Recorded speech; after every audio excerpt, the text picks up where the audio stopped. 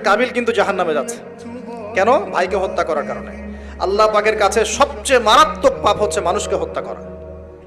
শিরকের পর, কুফরির পর মারাত্মক পাপ হচ্ছে মানুষকে হত্যা করা।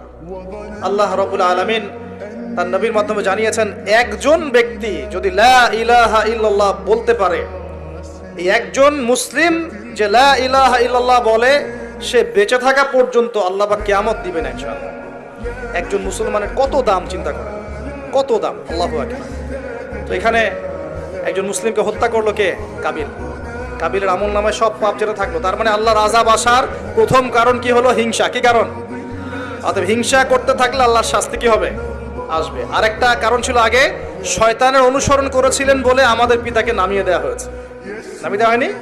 শয়তান ওয়াসওয়াসা দিয়েছে, গাছের কাছে চলে গিয়েছেন, ফল খেয়ে ফেলেছেন, এই পরীক্ষায় আমরা এখন পড়ে গেছি।